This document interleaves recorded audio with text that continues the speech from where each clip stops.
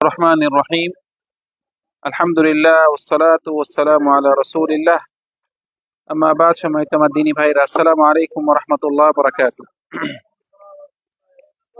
আমাদের আজকে রিয়াদুস সালেহিনের 51 নম্বর পর্ব নিয়ে আমরা আলোচনা করব।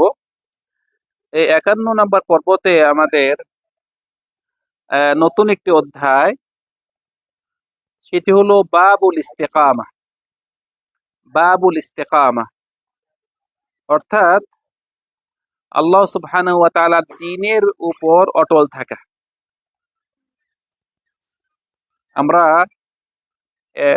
যে ইমাম নওয়াবী যেসব অধ্যায় এনেছেন, অধ্যায়গুলো প্রত্যেক অধ্যায় মানে সিরিয়ালটি খুব সুন্দরভাবে করেছেন। সিরিয়ালটি খুব সুন্দর করে করেছেন। এই সিরিয়ালের মধ্যে এখন যে সিরিয়ালটা এসেছে সেটি হলো আল্লাহ সুবহানাহু ওয়া তাআলার দ্বীনের ওপর অটল থাকা।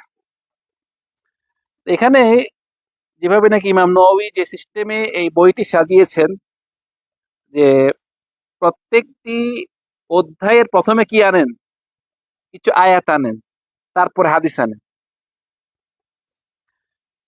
তো এখানে দ্বীনের উপর অটল থাকা, এটা আরবিতে বলে ইস্তেকামা। কি বলে? ইস্তেকামা। যেভাবে নাকি আমরা ইস্তেকামাটা এটি এক এক জায়গাতে এক এক ভাবে আপনার মানে ব্যবহার হয়।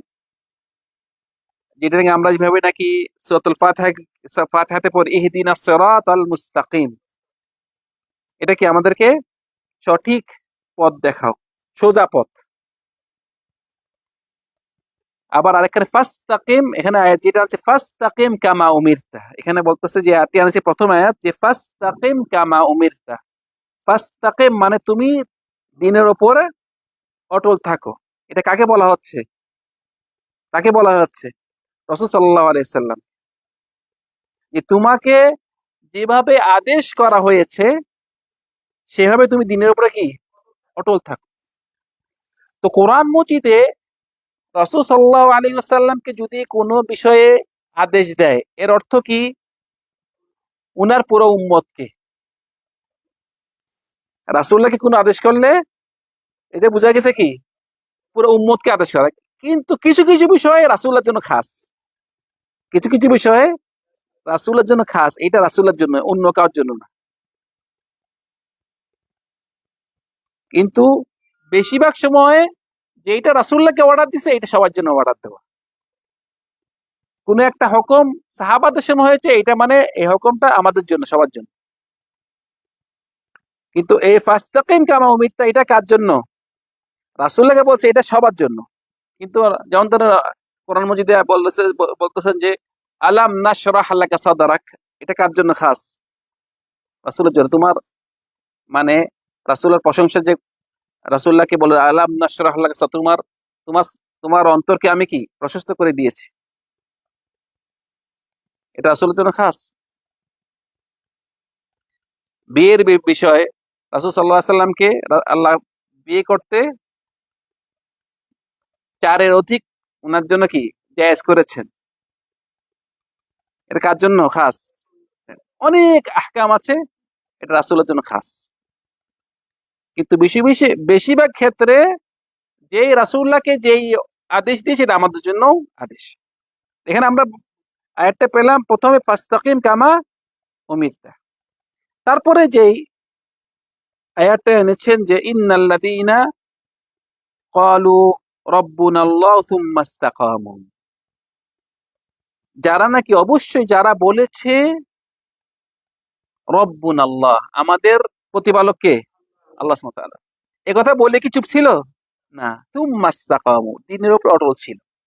সেটা মুখে বললে শুধু হবে না যে আল্লাহ আমাদের রব, আল্লাহ আল্লাহ, কিন্তু কাজ নাই, হবে না। বলেছে আমাদের রব আল্লাহ সুবহানাহু ওয়া তাআলা, এবং কি করেছে? দ্বীনের উপরে অটল ছিল। তো দ্বীনের উপর অটল থাকা মানে আপনি আল্লাহর ওয়াদা মেনে চলেছেন, আল্লাহ যা বলেছে তা শুনেছেন, যা নিষেধ করেছে বর্জন করেছেন, এটা হলো অটল থাকা। অটল থাকা মানে আপনি যেভাবে হোক দিন ছাড়বেন না। দিন ফার্স্ট, দিন প্রথমে। সেজন্য যখন নাকি অটল থাকবেন তখন আপনি আপনার এই দিনের মজাটা পাবেন। যেভাবে নাকি রাসূল সাল্লাল্লাহু আলাইহি ওয়াসাল্লাম বলেছেন যে মানে হালাওয়াতুল ঈমানের একটা মজা আছে। মজার কয়েকটি নমুনা দিয়েছে। তার মধ্যে একটা নমুনা হলো সে জীবনেও কল্পনা করতে পারে না যে আমি আমার দিন ছাড়িয়ে দিব। ইসলাম থেকে বাইরে হয়ে যাবে তার এটা তার মাথায় আসবে না। যেভাবে নাকি সে কোনোদিন কল্পনা করবে না যে আমি আমাকে নিজেকে নিজে আগুনে ফেলিয়ে দিব।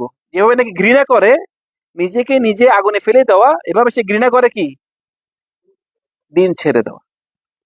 তো বলতেছে যারা নাকি বলতেছেন যে আমাদের প্রতিপালক আল্লাহ সুবহানাহু ওয়া তাআলা এবং দিনের উপর অটল ছিল, তাদের কি হবে?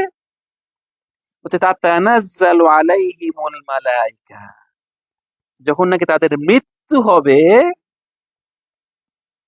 তখন এর মৃত্যুর সময় তাদের আরম্ভ হবে তাদের সুখবর পাওয়া। তাদের কাছে তাতানাজ্জালু আলাইহিমুল মালাইকা, একের পরে এক ফেরেশতারা নেমে আসবে। মৃত্যু হচ্ছে একটা ব্যক্তির যে নাকি ইমানদার, মুস্তাকিম ছিল, মুত্তাকি, আল্লাহর দ্বীনের উপর অটল ছিল, তার মৃত্যুর সময় কি আসবে? একের পরে এক ফেরেশতারা আসবে। আল্লাহু আকবার। আসি বলবে আল্লাহ তাখাফু ওয়া লা তাহজানু। কারণ মৃত্যুর সময় মানুষ ভয় পায় যে আমার কি না কি হবে, কি না কি হবে, কি অবস্থা হবে, কবরে কিরকম থাকবো। কিন্তু তাকে সাথ বলে খবর তুমি আল্লাহ তাখা, তুমি কোনো ভয় পাইও না। ফেরেশতারা আসি তাকে কি সান্ত্বনা দিবে। আল্লাহ তাখা ওয়ালা তাহজানু, এবং তুমি তোমার যে ফ্যামিলিকে রেখে আসতেছো এটা কোনো মানে কোনো করিও না। আপনার একটা তুমি ভয় পেও না ভবিষ্যতে, আবার মনে কষ্ট পাইও না যে ওদেরকে রেখে আসতেছো।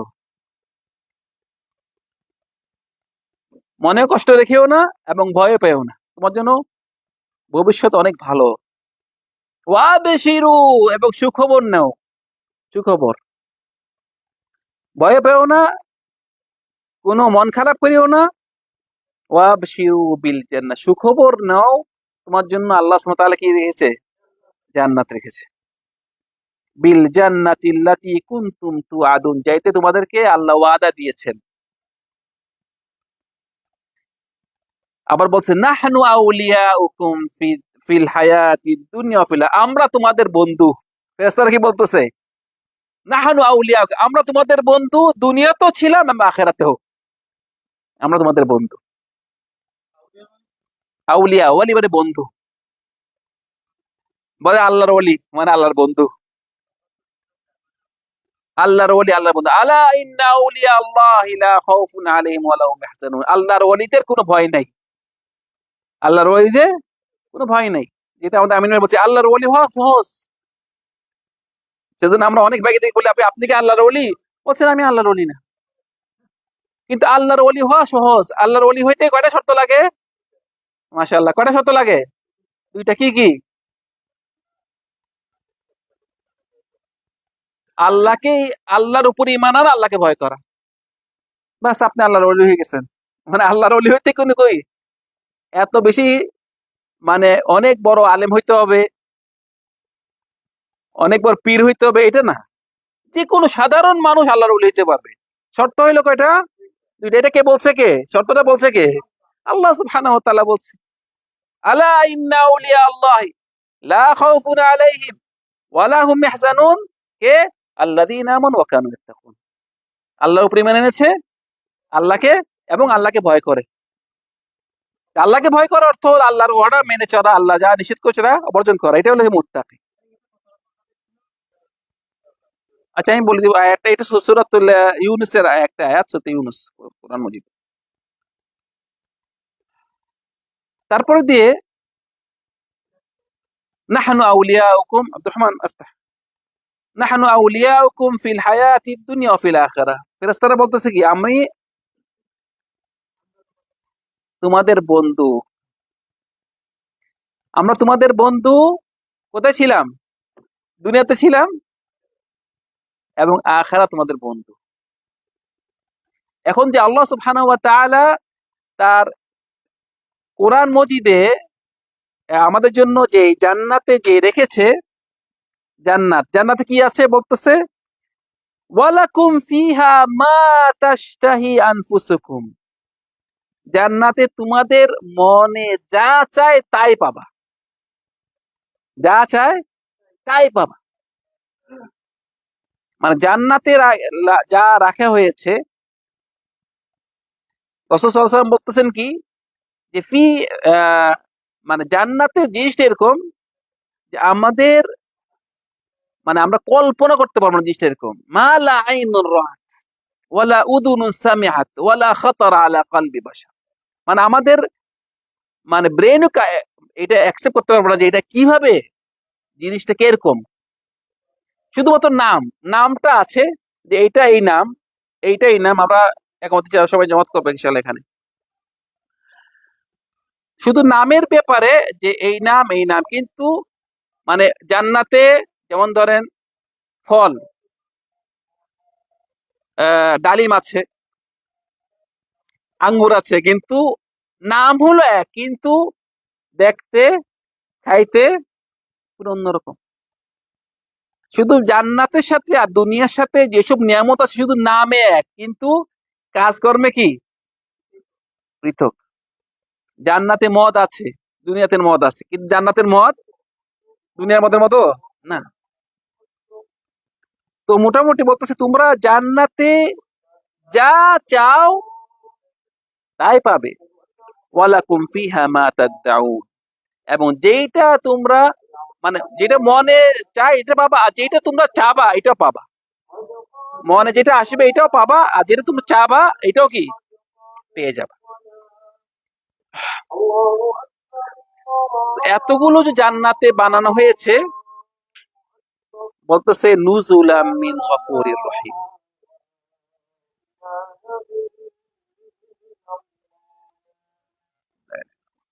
বলতেছে যে নুজুলাম মিন গফুরির রহিম, বলতেছে এতগুলো জিনিস জান্নাতে, এগুলো হলো নুজুল অর্থ হলো মেহমানদারি। কার তোমাদের জন্য আল্লাহ তোমাদেরকে আল্লাহ মেহমানদারি করতেছেন আল্লাহর পক্ষ থেকে, যে নাকি গফুর, যে নাকি আমাদের গুনাহ মাফ করে দেন, এবং রহিম আল্লাহ সুবহানাহু ওয়া তাআলা থেকে এগুলো কি আমাদের জন্য মেহমানদারি করতে তিনি করে থাকেন জান্নাতে। এটা যা এটা হলো সুখবর যারা নাকি ইস্তেকামাতের উপরে থাকে, অটল থাকে। তারপর আরেকটা আয়াত এনেছেন, সেটা হলো ইন্নাল্লাযীনা ক্বালু রাব্বুনাল্লাহ সুম্মা ইসতাকামু ফালা খাউফুন আলাইহিম ওয়ালা হুম ইয়াহজানুন। ওইটা আয়াতের কাছাকাছি, প্রায় যারা নাকি বলেছে যে আল্লাহ সুবহানাহু ওয়া তাআলা আমাদের প্রতিপালক এবং এই দ্বীনের উপরে অটল ছিল, ফালা খাউফুন আলাইহিম, তাদের কোনো ভয় নেই, ওয়ালা হুম ইয়াহজানুন, তাদের কোনো চিন্তা নেই, কোনো টেনশন নেই, উলাইকা আসহাবুল জান্নাহ, তারা হলো জান্নাতবাসী। তারা কি জান্নাতবাসী। উলাইকা আসহাবুল জান্নাতি খালিদিনা ফিহা, চিরস্থায়ী, চিরস্থায়ী জান্নাতি, জাযাআম বিমা কানু ইয়ামালুন, এটা তাদের জন্য তারা যা যা কাজ করেছে দুনিয়াতে, এটা তাদের জন্য কি পুরস্কার। সেজন্য ভাইরা এই ইস্তেকামাত থাকা খুবই গুরুত্বপূর্ণ, দ্বীনের উপর ইস্তেকামাত থাকা। আমাদের দ্বীন তো আমরা পেয়ে গিয়েছি একদম সহজ। আমরা তো আলহামদুলিল্লাহ সবাই যারা এসেছেন পিতামাতা মুসলিম, মুসলিম হয়েছেন আলহামদুলিল্লাহ, আল্লাহ অনেক বড় শুকর। আমরা যে মুসলিম সমাজে আমরা সময় থাকি, কিন্তু একজন ভাই যদি সে অমুসলিম সমাজে থাকে এবং ইসলাম গ্রহণ করে, এটা কিন্তু অত সহজ নয়। এবং ইসলাম গ্রহণ করার পরে আবার অনেক পরীক্ষা তার সামনে থাকতে পারে, এগুলো থেকে সে দৃঢ় থাকা, এটা কিন্তু অনেক বড় একটা পরীক্ষা। তো আল্লাহ সুবহানাহু ওয়া তাআলা আমাদের সবাইকে আল্লাহ দ্বীনের উপরে অটল থাকার তৌফিক দান করুন। আল্লাহ সুবহানাহু ওয়া তাআলা আমরা যা বলেছি তা আমল করার তৌফিক দান করুন। সাল্লাল্লাহু আলা সাইয়্যিদিনা মুহাম্মদ ওয়া আলা আলিহি ওয়া সাহবিহি আজমাইন। আসসালামু আলাইকুম ওয়া রাহমাতুল্লাহি ওয়া বারাকাতুহু।